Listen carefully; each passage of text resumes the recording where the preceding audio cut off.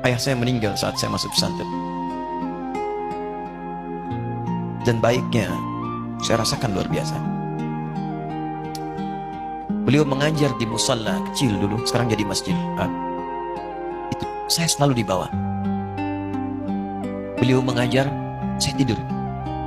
Sekarang gantian saya mengajar, beliau tidur. Dan kadang di pangku, gendong sampai pulang.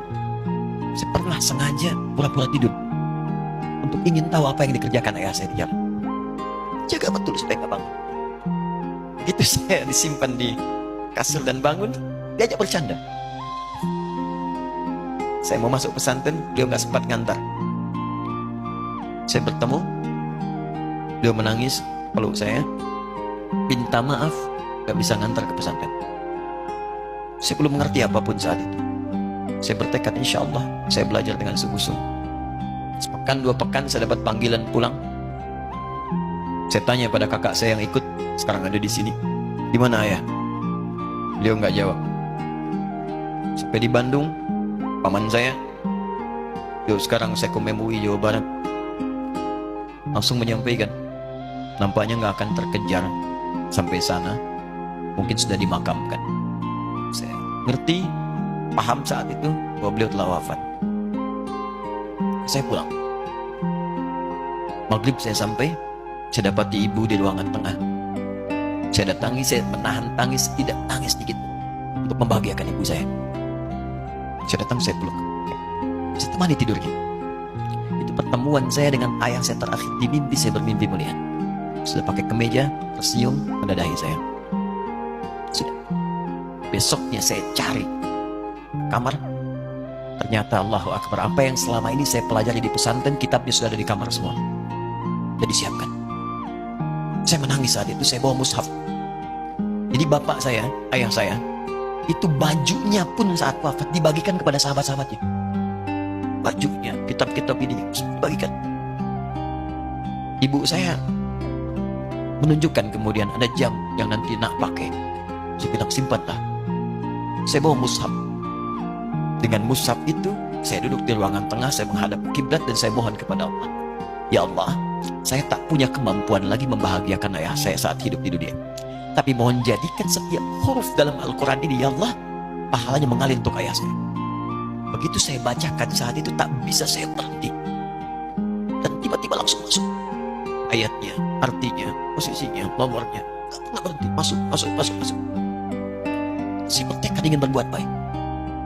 Puncaknya saya sekolah. Ibu, ya Allah, saya ingin berbakti pada ibunda saya. Anda tahu apa yang terjadi? Demi Allah saya katakan, ketika Anda bersama ibu saya, Bu, Pak, itu krisis 97, Pak. Waktu krisis, saya masuk pesantren. Saya diberikan sempurna bekal seperti anak-anak lain. Rupanya ibu saya sudah tanya pada santi-santi, orang tuanya, berapa bekal Anda kasihkan? Dikasih yang paling tinggi itu dikasihkan pada kami tiap bulan. Saya terima. 1 kali libur saya pulang dari jauh, ibu saya tersenyum melihat sedang jemur pakaian lihat saya. Begitu saya tiba, kaget saya. Ini kok pakaian ibu saya, pakaiannya nggak cocok dipakai gitu. Ini bukan pakaian ibu saya, kayak tempel lah kalau sekarang. Saya masuk ke rumah, saya kejar, saya buka pakaiannya, lemari ini. Saya nggak temukan sedikit pun. Saya kejar kakak saya, dia sudah siapkan makan. Kak perempuan kami yang kedua, mana pakaian ibu saya? Perhatikan jawabannya. Dia menangis saat itu. Dia bilang, mama itu telah menjual semua perhiasan dan pakaiannya untuk pendidikan kamu. Jual. Untuk kita kan? Jual. Dan bertahan dengan 150.000 per bulan saat krisis. Jadi rupanya ibu saya itu makan nasi sehari cuma sekali. Beliau mengajar. Di berangkat sekolah itu cuma makan pisang, minum kopi, makan nasinya malam. Saya bilang, ya Allah, saya akan ganti baju ibu saya dengan kain ihram dan saya gandeng tangannya di Masjid Bang. Itu apa yang terjadi? Begitu saya kuliah di Libya, alhamdulillah, saya berangkat, saya mulai mengajar, saya serius belajar. Saat itu kemudian Allah mulai berikan jalan. Saya ingin sungguh-sungguh. Malam saya bangun, saya sholat, saya belajar, saya menghafal Quran, saya belajar riwayat Quran. Sampai puncaknya tiba. Saya ditugaskan pemerintah Indonesia